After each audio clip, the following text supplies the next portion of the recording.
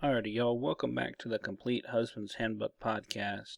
And here recently I've been thinking about value. Not just the worth of something, but personal value, family value, marital value. Just what do I as a person value, I guess. And inevitably, it started me down this rabbit hole. And I wanted to know what the definition of value is, what it means. Webster's dictionary defines value as the regard that something is held to deserve, has importance, worth, usefulness, or substance. A person's principles or standard of behavior. And this is the last one. This is the one that I really like. One's judgment of what is important in life. And that got me thinking, about everything from, the church I go to, the food I eat, the work I do, how I spend my time. And I kind of narrowed it down into, is this a value to me, or is this entertainment? And by entertainment, it's a mere distraction. It's that sleight of hand. It's that diversion of attention. Now, yes, entertainment is needed to help the mind kind of recuperate. Especially with men, we can come home from work after having a hellacious day, pop on an episode of something or a game or something like that, and kind of get lost in it while our mind is packaging everything away and kind of storing it up. And then once that's done, we're better. We feel better, we sound better, we act better. And that's something women can't really do. Their minds aren't wired that way. Not that they're better, not that they're worse, it's just they're not wired that way. So I got to thinking, how do we spend our time? Do we value ourselves? And then, being about to turn 40 this year, there's a lot of changes I want to make in my life. What I eat, exercise, what I want to do with the rest of my life, because I'm no longer looking at, I've got all this time on earth. Now I'm looking towards retirement. Not that I need to retire, but that's the goal. The goal is in the next 15, 20 years to retire. I'm not working. And so, how do I reach that goal? So does this add value to my goal? And we in and of ourselves as men, like I said in my last one, we need to start adding value to ourselves, investing in ourselves. And do we add value to ourselves physically? Are we eating better food? Now, I'm not saying go full vegan, because God, I couldn't do it. But, maybe cut back on the sweets, cut back on the soda. Value your body. Does the things we do add value to us mentally? Does it stimulate our mind?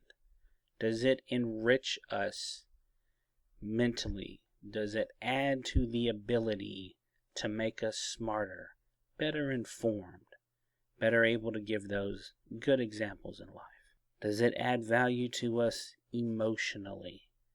Now, I'm not saying boo-hoo and crying, but does it add happiness to us? Joy? Are we able to connect with people better? And does it add value to us spiritually? Now, I get not everyone's religious, and that's fine, but we all have a soul, something that speaks to us deep inside. I kind of use the explanation of, I love jazz music. Now, I'm not a musician myself. I tried the recorder back when I was in 4th grade. I sucked at it. But I love music. Music speaks to me. When I hear a good jazz song, it speaks to the sadness in me. 'Cause we all have a sadness. And there's that sweet, tender sadness that you feel whenever you're wrapped up in somebody's arms and you just kind of let loose. Or when you hold your wife when she's having a bad day and there's literally nothing you can do to help her but just be there. That longing, that desire for something. That to me speaks on a spiritual level. On something more than just the physicality, the quote-unquote human aspect of it. It speaks deeper. And so we as men need to add value to ourselves spiritually. Whether that's through religion, whether that's through getting your mind right, whether that's through, staying away from the porn and the OnlyFans and all that crap. Are you elevating yourself? And that got me thinking, are we adding, since this is a podcast about husbands, are we adding value to our spouse? Are we, the husband, the supposed head of the household, are we adding value to the life of our spouse? Whether you're married to a man or a woman, doesn't matter. Are you adding value to them? Do you spend time with them? And I just don't mean sitting next to each other while you're playing on your phones and maybe something's on the TV. Now, sometimes that happens.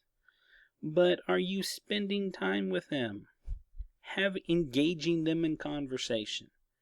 Really giving a crap about what they do with their day? And not just going, uh-huh. No, I mean really knowing what they're doing. My wife is an author. She's an illustrator. She does radio dramas. Now, a lot of that I'll never understand.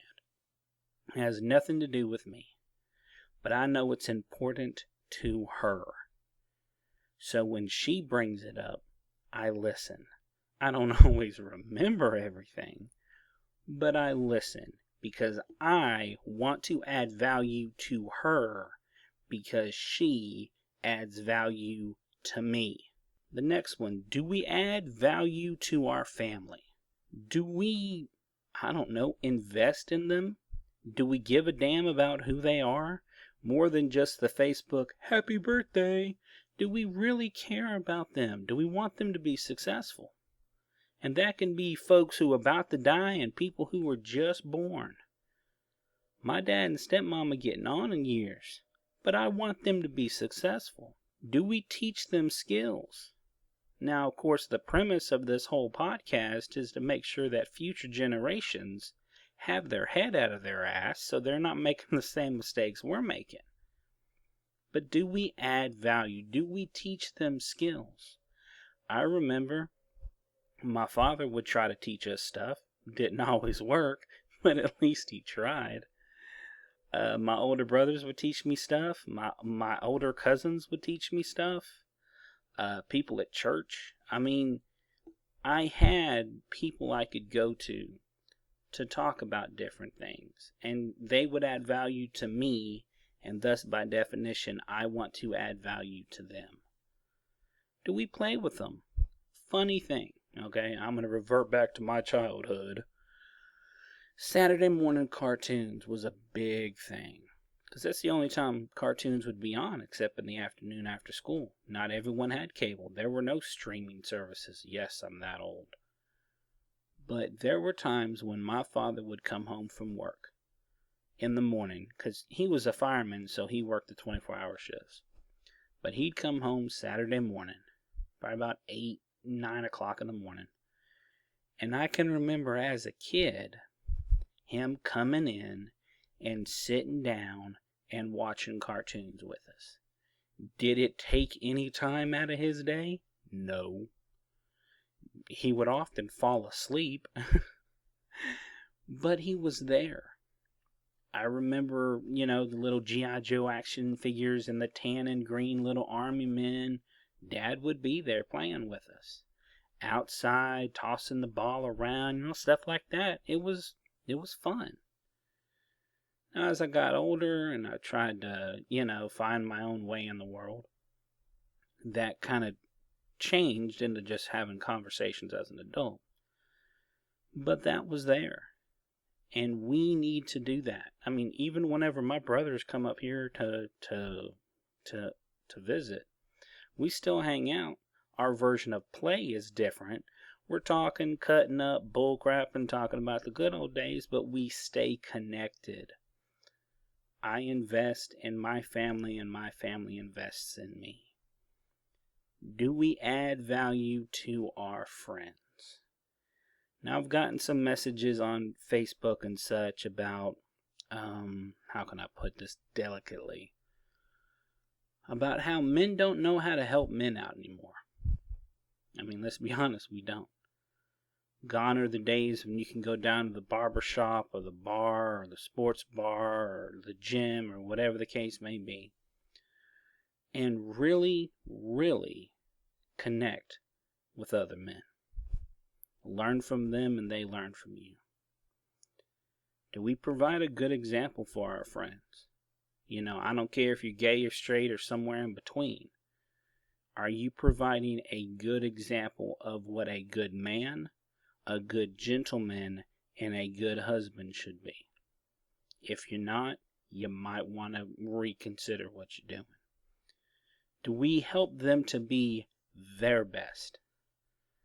Do we help them out? Do we, aid them at work? Whenever they need stuff, are we there? Whenever they need someone to talk to, are we helping them out? And that leads to the next one. Are we there to talk them off that edge? Now, unfortunately, us men, we like to hold stuff inside. We don't talk about our emotions.